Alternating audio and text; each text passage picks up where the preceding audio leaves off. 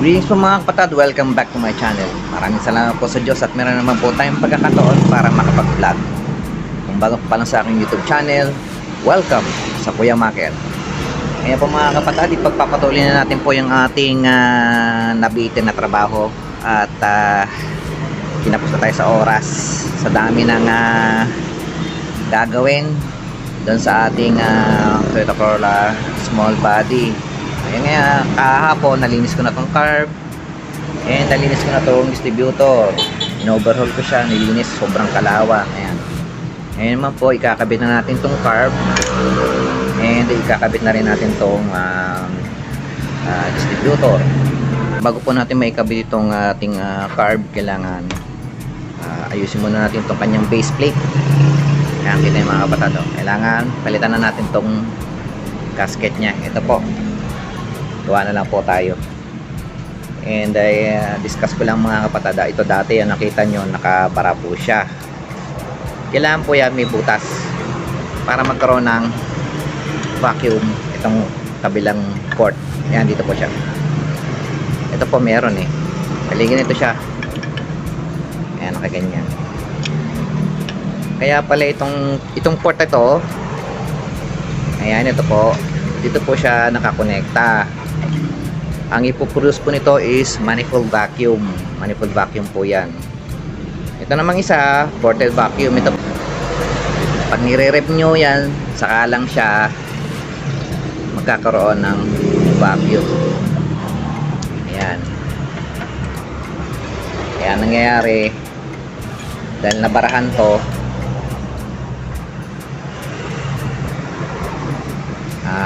hindi gumagana to. Hindi siya gumagana. Sayang naman. Ito, gagawin natin, pagaganahin natin yung kanyang manifold vacuum. Okay. Bali, gagawa na natin to ng gasket. Ito, gasket na to. Ito na yung base plate natin, nalinis na natin. Ayan, nalinis natin siya and gumawa na rin ako ng gasket. Bali, mangyayari mga kapatid, ito yung kanyang intake manifold. Ayan, nakaganyan po mga kapatid. Ayan, ganyan siya.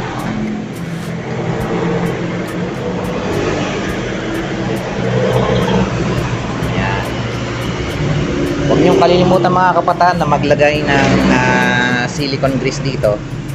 Habang ginagawa ko tong gasket, pinapatakan ko na siya ng silicone grease. Ito, yung gamit ko yung Mag 1 silicone spray for any silicone grease. Ayan. Ayan. Huwag niyong kalilimutan para malubricate siya. And hindi lang yon, importante, naka-align ng spring. Ayan, kita nyo, naka-align siya. Dati po mga kapatid, hindi siya naka-align. Kaya ito po, kinakailangan pa niya ng spring. Ngayon po, napakalambot niya. Ayan, napakalambot niya. And wala siyang unnecessary na movements. Ayan. Ayan, naka-sentro siya.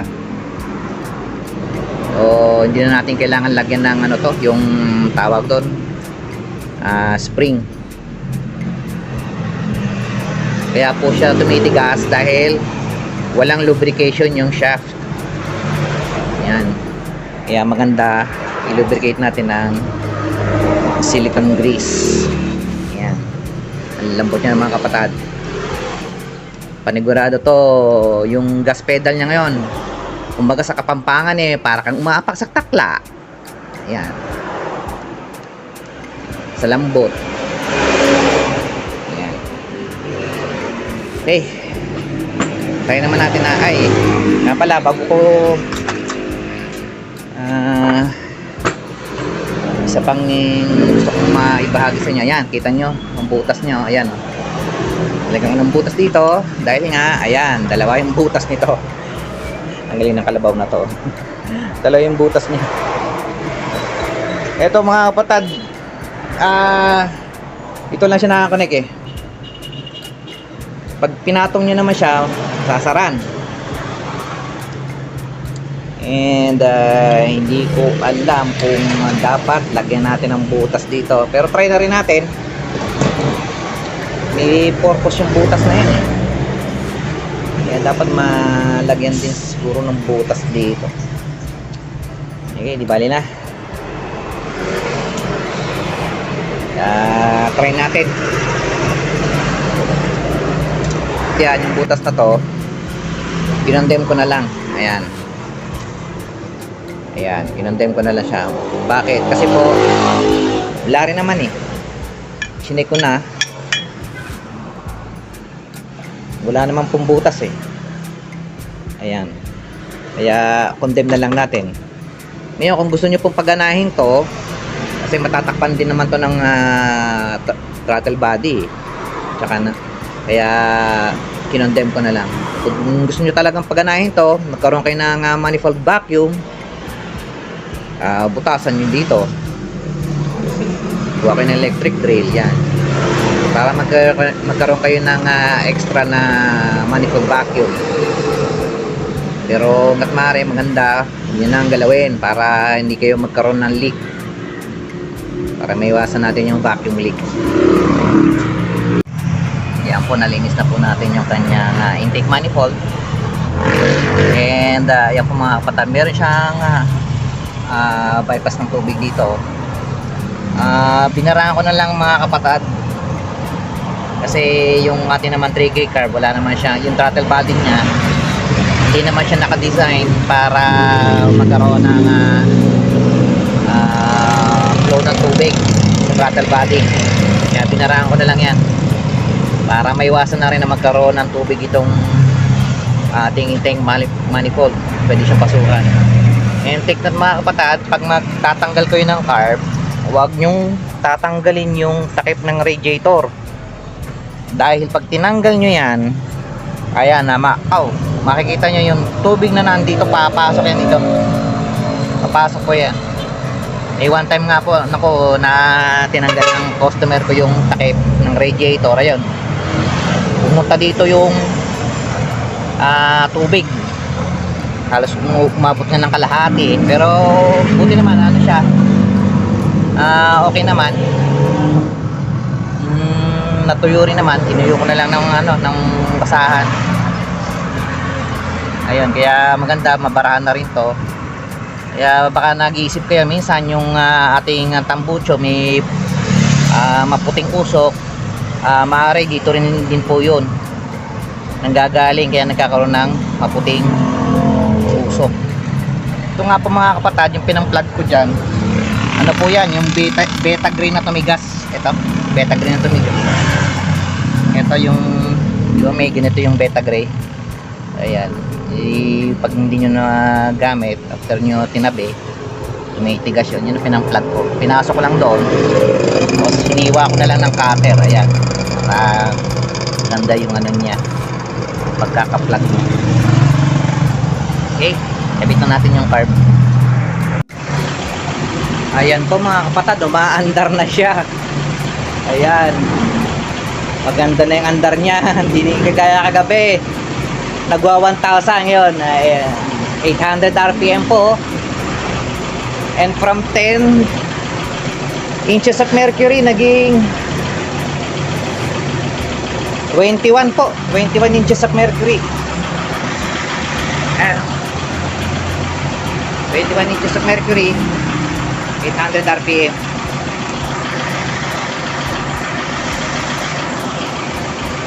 Tapos ignition timing po niya, dati nasa mga 20. Tapos stack up po yung distributor, kahit i-rev mo, wala, hindi nagbabago yung ngayon po. Ang ignition timing niya, standard na 10 degrees. Ngayon pag nire-rev niyo siya, nag-advance po siya. Ayan. Ang problema na lang nito mga kapatid, yung vacuum advancer niya, i-overhaul ko pa. Sira yung kanyang vacuum advancer. Ayan, turo ko na rin yung ano niya, yung ano nga pala niya, yung jettings. Yung jettings po niya is ang primary niya 102. Tapos sa kanyang secondary 135. Tapos yung kanyang power jet, tingin ko po nasa 50 ata, maliit lang po eh. Maliit lang siya. And yung slow jet niya, estimate ko nasa 42, 46. Yan, subukan naman po nating i-turn on yung aircon. Tingnan natin yung load ng aircon niya.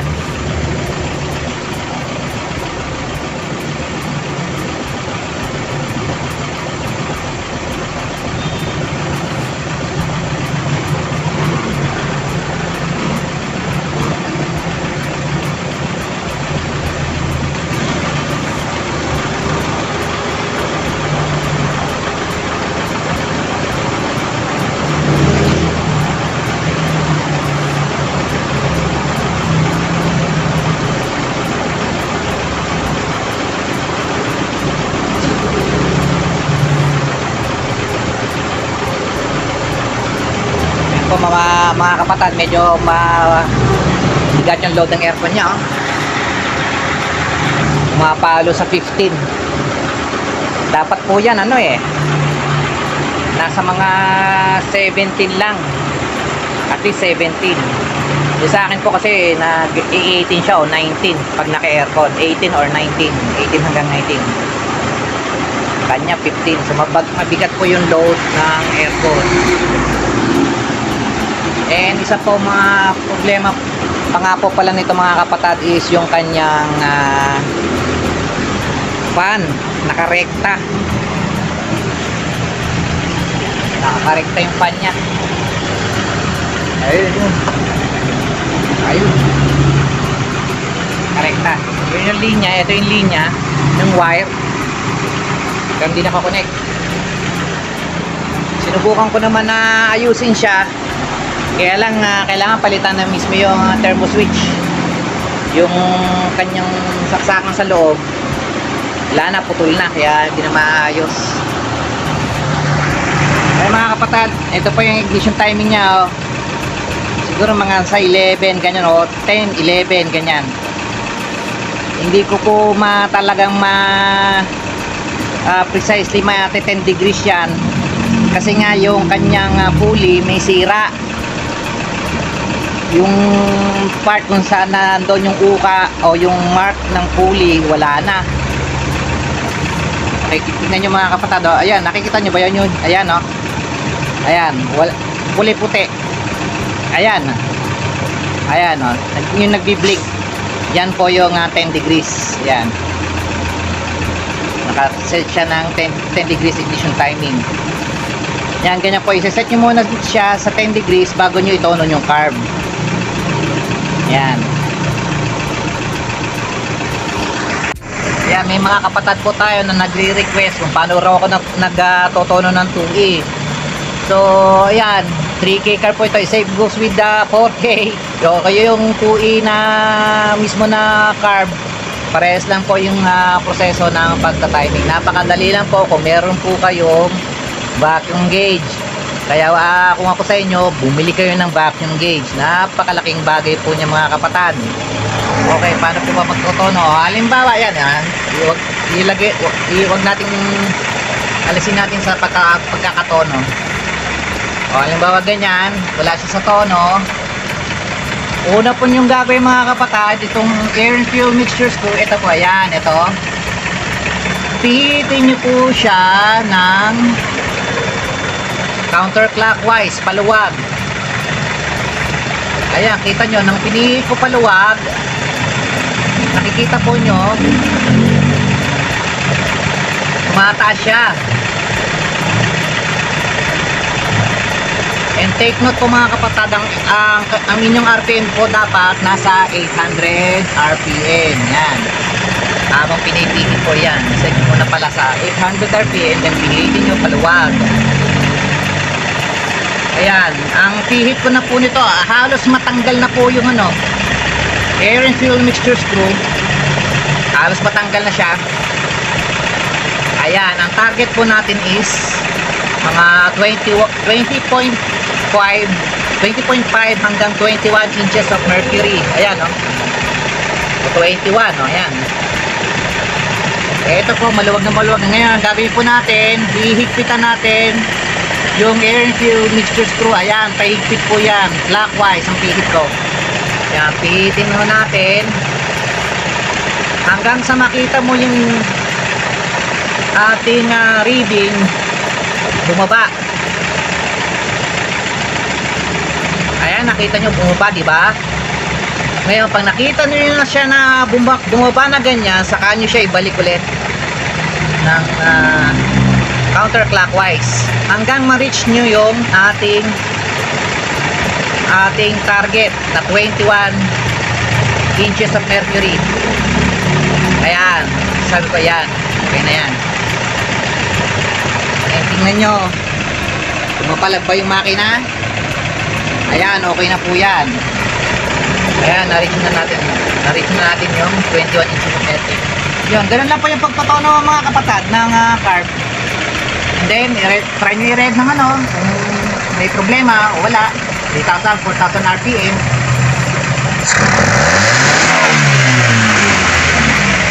Read nyo siya. Ayun, bumabalik sa 800. Ayan, ganyan lang po mga kapatid. Ayan po mga kapatid, hanggang dito na lang muna po yung aking video. At medyo pagod na po ako. Ituloy na lang po natin ito bukas, itong ating mga natitirang gagawin po dito sa ating toy engine na naka Musashi 3K carb. Okay mga kapatid, see you tomorrow.